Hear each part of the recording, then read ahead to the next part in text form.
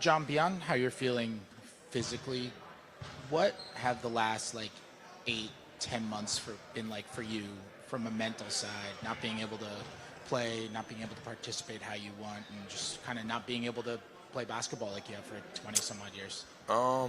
It's been very tough. You know what I mean? But I think like having my family, my friends, my son, my girlfriend, my homeboys, all that. They kind of kept me level-headed. I mean, it's a tough process, but it's something I've been through before. And only thing that's kind of tough about it is you couldn't really get up and walk when you wanted to or play basketball, dribble when you want to. So now I'm in the fun aspects of rehabbing process that I am now, so it makes it a lot easier for me. John, given your current circumstances, how do you intend to go into the season this year, leading your team as best as you can, given your circumstances? Just be a leader. Just be somebody that can talk to these people, talk to my teammates through anything. Brad's been a heck of a job, stepping up and being a leader for these guys, and my job is to try to help as much as possible from my experience I have of being in the NBA for so many years. And all the guards that need help, or the younger guys in Rui and Sko and those guys and Justin Robinson, whatever they need help with, and just showing them the way I attack my rehab is with hard work and dedication. That's how you should attack every day at practice and every game that you do. So I'm basically like a coach this year. Besides coaching, which could be a motivation, rehabilitation is very hard, as you already said. Do you help yourself in this process by having the mentality that I'm going to come back, or do you not want to tease yourself and just think, I'll take however long, and even if that means I miss the season? I'm in no rush. You know what I mean? Only me can know how my body feel. You know what I mean? Everybody has a deadline of, okay, at the year point, you're supposed to be back playing basketball. It doesn't always work that way. And whenever the doctors clear or anything like that, it's all up to John Wall, how your body feeling. Do you feel like you can go out there and play the game that you love at the highest level? So I'm in no rush. And in my rehab process, I'm in a great space right now. I'm doing a lot of fun stuff that I like to do. So I'm fine. John, first of all, good luck to you in your rehab. Appreciate it. Second of all, no problem, man. Second of all, you're a very community-centric guy. How do you deal with being so community-driven and also trying to make sure you are able to get back on the court, and also you're mentally prepared as an athlete to, be the John Wall that we all know? Yeah, well, in this point in time I still got to be myself. And this is a great opportunity for me to, whatever I want to do, or going back to school, or getting back in the community, or doing other stuff that I want to do off the court. I have a lot of time to do that because I'm not able to play basketball. But at the same time, I still be here when the team is here to work out, make sure I get my rehab in, do the extra work that I have to do. But at the same time, me, John Waller, what I do off the court has been in the community. That's still going to be an aspect that I really want to hit at a high level, because that's something I love to do. And I think that was the toughest part, was like when I was in my backpack get where I wasn't really walking as much, so I couldn't move around and do the things I want to do like I usually do every year. But I'm in a better spot now, so I'm fine, and it's all going to stay the same. John, first of all, hey, welcome back. When Ted Leonsis made the change at the general manager position in April, he talked about changing the team culture. What do you think was wrong with the team culture last year, and how do you, as a leader of the team, try to work on improving that and coming back and making sure that things like that don't happen? I wouldn't even just say last year. I think just in the years past. I mean, it's always tough to play with a team that got so many guys on one-year deals. Everybody's trying to play at a high level and make sure they get theirs. I think the front office is doing a great job just trying to have high characteristic guys that want to play basketball the right way, great IQ. That's the biggest factor. I mean, and also what we said before, like stuff that we go through as a team, you have to keep it as a group, as a family. Anything that gets outside kind of hurts your team. And I think the last couple of years, that's what we dealt with. If we had any problems in practice or in the locker room, it got out. And that you never want to break that burden. It's, this my brother, this my family. So it's like if your mom telling you something, your best friend tell you something, you don't want the next person to know about it. And I think that's what kind of hurt our teams the last couple of years. But if we keep a great group of guys together that trust each other, is willing to fight for each other, and going to have each other back, I think they'd be totally fine. John,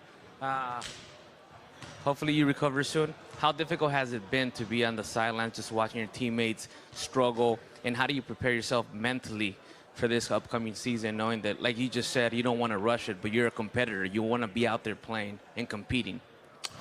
It's definitely tough, man. Whenever I got to see her and watch these guys play basketball or work out or do anything like that, that's the toughest part for me. But the mental aspect is kind of easy for me. I've been through injuries before, and like I said, there's nothing I can control. I wish I didn't have the problems I had, but it is what it is. But I came back early from some injuries before and made other things worse. So my job now is to make sure my body's fully healthy with no injuries while I'm not compensating on one thing and hurting something else. Hey, John. Troy Brown, on paper, he's listed as a 3, but a lot of people flirted with him being able to play the 1.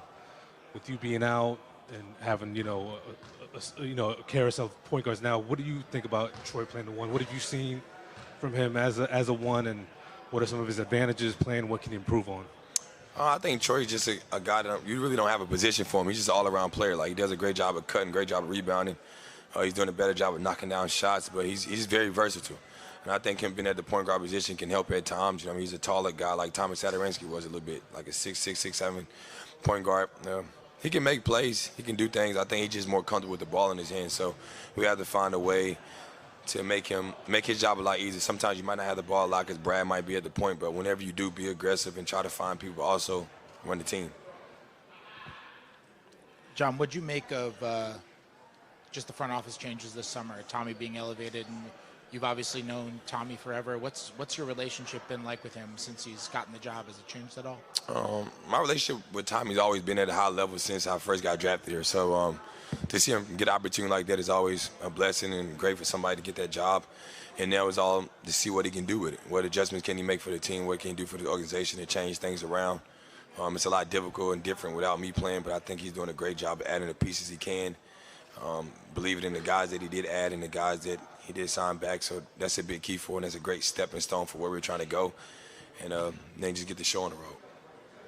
John, were you aware of Rui in Gonzaga? And if you were, watching him on the court now, how has your perception about him changed or evolved?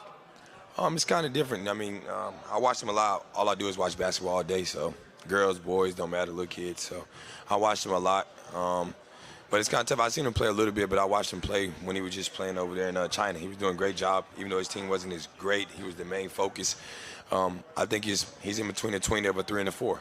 And it's a new NBA now, so it's great for him where he can space the floor and shoot. He's very athletic. He's a quiet kid, but I think he's a humble guy that lets the game come to him. He's not going to force the issue, and I think that's something that's great for him. So I'm kind of ready to see him get going in training camp and throughout preseason to really give you a better aspect of that. John, when you talk about being a guy who loves to just watch hoops, and you're also a staple at the Mystics games, obviously. What have you thought about watching them on their run and just kind of just seeing Della Don, the greatness up close?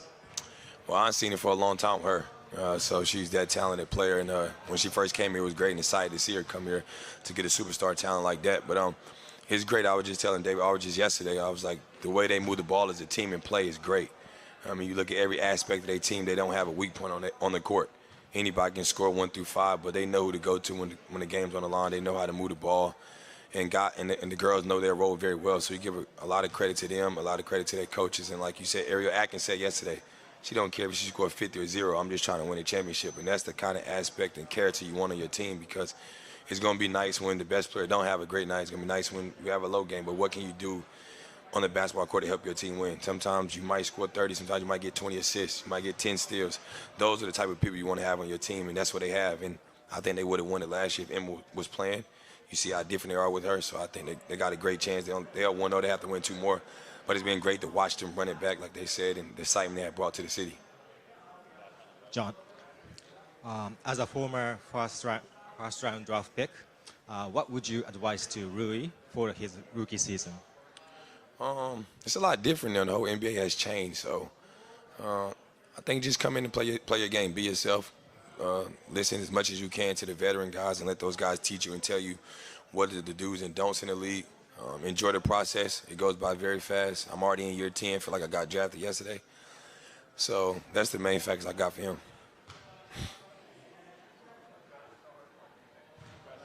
That's it. Yes. Y'all enjoy y'all day.